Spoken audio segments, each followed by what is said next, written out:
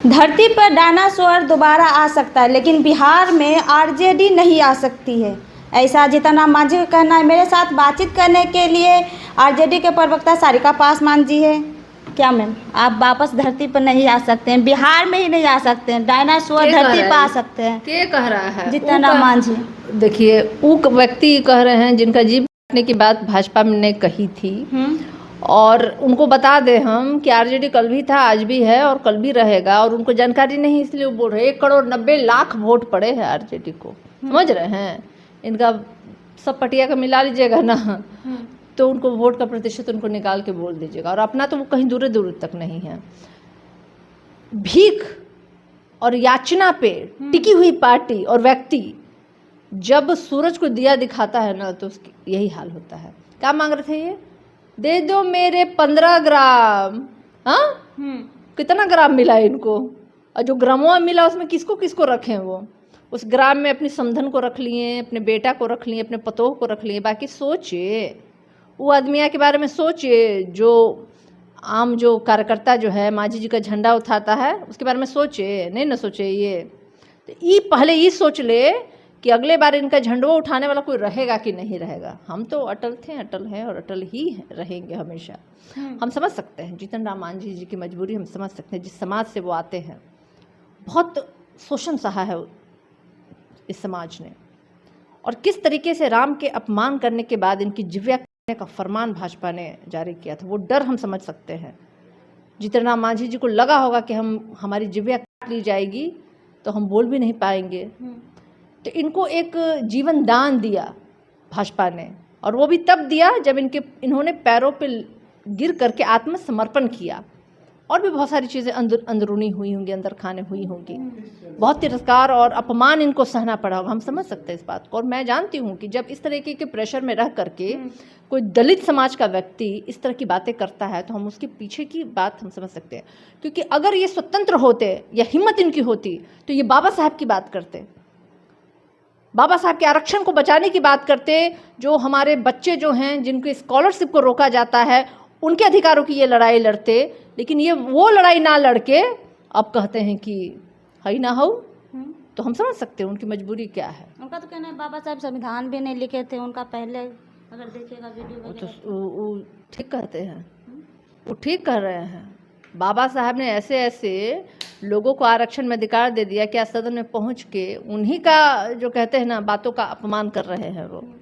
तब अब क्या कहा जाए? अब जनता इनको जवाब देना चाहिए। जनता को बोल रहे थे कि जो शब्द था उनको सही किए हैं, शुद्धियाँ किए हैं बस शब्दों में। वो शुद्धियाँ में एक ठो शुद्धियाँ कर देते ना कि आरक्षण नहीं मिलना चाहिए, तो ऐसा जैसा आदमी जो है ना सदनों में नहीं पहुंच पाता। आपको सच कह रहे हैं हम आपको। बाबा साहब ने एक मांग की थी कि दलितों को सिर्फ दलित ही वोट करेंगे। वो नियम आज देश में लागू होना चाहिए, क्योंकि ऐसे दलितों की वजह से ना आरक्षण जो है आज हाशिए पे है।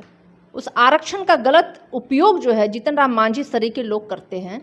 इससे मैं बाबा साहब के उस बात को बिल्कुल मजबूती के साथ चाहती हूँ कि देश में लागू हो कि दलित को वोट सिर्फ और सिर्फ दलित करेगा, दलित के अलावा कोई और ना करे। दलित के अलावा कोई? बिल्कुल बिल्कुल। मैं तो चाहती हूँ एक लड़ाई जो है इसकी भी लड़नी चाहिए, और तमाम जो हमारे पूरे देश भर में भी जितने ही अनुसूचित जाति जनजाति के नेता कार्यकर्ता हैं, सबको एक मुहिम छेड़नी चाहिए इस विषय पे कि दलितों के वोट को जिस तरीके से तोड़ मड़ोड़ करके अपने पक्ष में किया जाता है, और ऐसे दलित नेताओं को खड़ा किया जाता है जो अपंग होते हैं, अपंगु मानसिक रूप से होते हैं, ऐसे लोगों को हटाने के लिए सिर्फ और सिर्फ वही होना चाहिए जो बाबा साहब ने मांग की थी कि दलित प्रत्याशियों को वोट जो है देने का अधिकार सिर्फ दलितों को ही होना चाहिए। ये मुहिम होना चाहिए। मैं इसमें सब हैं, चिराग जैसे, चिराग भी आरक्षित सीट से लड़ते हैं, लेकिन सबसे ज़्यादा तिरस्कार दलितों का करते हैं।